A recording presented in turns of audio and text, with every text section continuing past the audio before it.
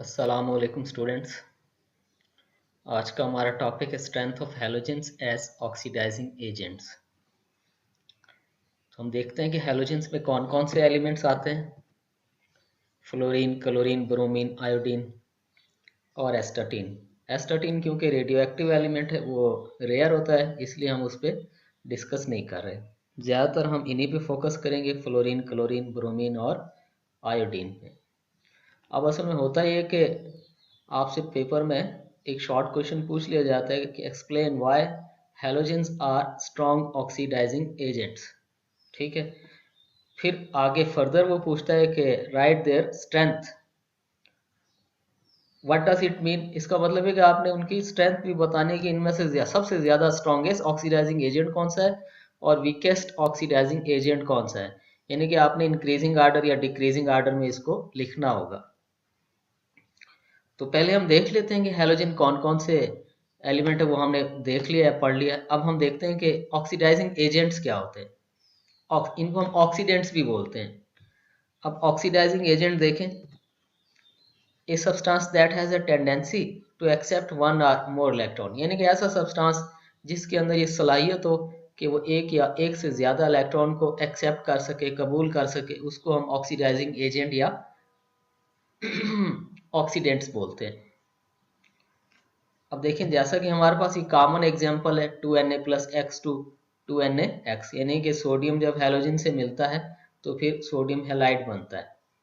इस एग्जांपल में हमने पढ़ा हुआ है कि सोडियम क्योंकि इलेक्ट्रॉन लॉस करता है तो उस पर क्या आ जाता है, पॉजिटिव चार्ज +1 चार्ज आ जाता है। +1 चार्ज आने का क्या मतलब है कि सोडियम ने अपना इलेक्ट्रॉन लॉस कर दिया है, यानी कि जो एलिमेंट इलेक्ट्रॉन लॉस करता है उसकी ऑक्सीडेशन हो जाती है। ठीक है, और दूसरी तरफ हैलोजन जो कि X2 से मैंने रिप्रेजेंट किया है, क्योंकि मॉलिक्यूलर फॉर्म में होते हैं इसलिए X2 लिखते हैं।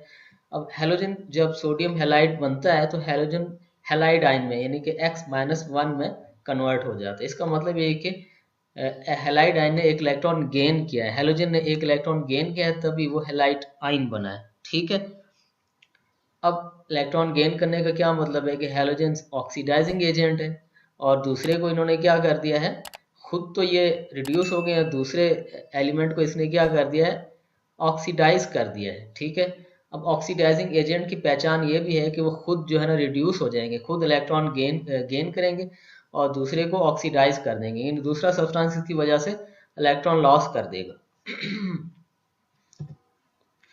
अब कुछ फैक्टर है जिसपे ऑक्सीडाइजिंग एजेंट्स की पावर डिपेंड करती है। सबसे पहला फैक्टर है हमारे पास इलेक्ट्रोनेगेटिविटी।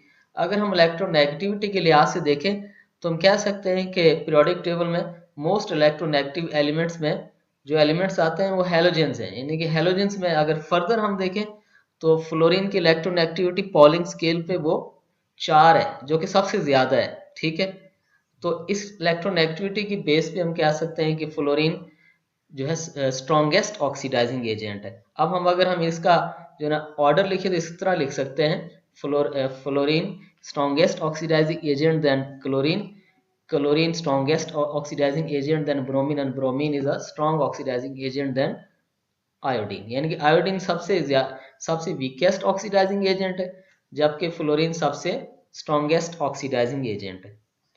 दूसरा पॉइंट देखें जिसपे ऑक्सीडाइजिंग एजेंट्स की पावर डिपेंड करती है, वो है इलेक्ट्रॉन एफिनिटी। इलेक्ट्रॉन एफिनिटी क्या है? इलेक्ट्रॉन एफिनिटी ये कि जब कोई एलिमेंट नेगेटिव आयन बनाता है तो इस दौरान उसकी एनर्जी क्या होती है, रिलीज होती है। ठीक है, अब ये जो अमाउंट ऑफ एनर्जी रिलीज होती है इसी को हम क्या कहते हैं, इलेक्ट्रॉन एफिनिटी। यानी कि when an atom gain one or more electron to form a negative ion, ठीक है, the energy is release, this energy is called electron affinity. अब जो इलेक्ट्रॉन एफिनिटी है वो डाउन द ग्रुप डिक्रीज करती है, लेकिन इसमें एक एनामलस बिहेवियर है कि फ्लोरीन की जो इलेक्ट्रॉन एफिनिटी है वो क्लोरीन से कम है। ठीक है, उसकी क्या वजह है? उसकी वजह है कि फ्लोरीन का एटॉमिक साइज कम है, एटॉमिक साइज बहुत छोटा है, उसका एटॉमिक नंबर 9 है, उसका वैलेंस शेल न्यूक्लियस के बहुत करीब है। इस इस तरह हम कह सकते हैं कि अगर वैलेंस शेल न्यूक्लियस के करीब है तो इसका ये मतलब कि फ्लोरीन आसानी से इलेक्ट्रॉन एक्सेप्ट कर सकती है, इलेक्ट्रॉन को अपनी तरफ खींच सकती है। तो इस पॉइंट के मुताबिक, इलेक्ट्रॉन एफिनिटी के फैक्टर के मुताबिक भी फ्लोरीन ही सबसे ज्यादा स्ट्रॉन्गेस्ट ऑक्सीडाइजिंग एजेंट है। तीसरा पॉइंट अगर हम देखें बॉन्ड डिसोसिएशन एनर्जी, यानी कि बॉन्ड का अपने एटम्स में डिवाइड हो जाना, यानी कि आपके पास एक मॉलिक्यूल होगा जो क्या होगा, वो अपने एटम्स में डिवाइड हो जाएगा। अब फ्लोरीन की बॉन्ड डिसोसिएशन एनर्जी भी बाकी क्लोरीन से कम है, ठीक है। तो इसका मतलब है कि फ्लोरीन का बॉन्ड इजीली ब्रेकअप हो जाएगा, इजीली ब्रेक हो जाएगा, तो वो जो है क्या करेगा कि इजीली इलेक्ट्रॉन एक्सेप्ट करेगा। इस लिहाज से भी फ्लोरीन ज्यादा स्ट्रॉन्गेस्ट ऑक्सीडाइजिंग एजेंट है। आखिरी हमारे पास जो पॉइंट है वो है हाइड्रेशन एनर्जी। अब hydration energy down the group क्या करती है, डिक्रीज करती है। जिसकी जितनी हाइड्रेशन एनर्जी होगी, जितनी ज्यादा हाइड्रेशन एनर्जी होगी, उतना ही वो स्ट्रॉन्ग ऑक्सीडाइजिंग एजेंट होगा। यानी कि फ्लोरीन की हाइड्रेशन एनर्जी अगर ज्यादा है तो स्ट्रॉन्गेस्ट ऑक्सीडाइजिंग एजेंट है हेलोजन में, और आयोडीन वीकेस्ट ऑक्सीडाइजिंग एजेंट है। अब देखें, हमने कहा कि फ्लोरीन हेलोजन में सबसे ज्यादा स्ट्रॉन्गेस्ट ऑक्सीडाइजिंग एजेंट है, तो दूसरे जो हेलाइड आयन है इनको क्या कर देगा इनको रिप्लेस कर देगा, इनकी जगह पे खुद आ जाएगा, ठीक है। इसी तरह हमने कहा कि जो क्लोरीन है वो ब्रोमीन से ज्यादा ऑक्सीडाइजिंग एजेंट है, तो ब्रोमाइड आयन को डिस्प्लेस करके उसकी जगह पे खुद आ जाएगा, ठीक है।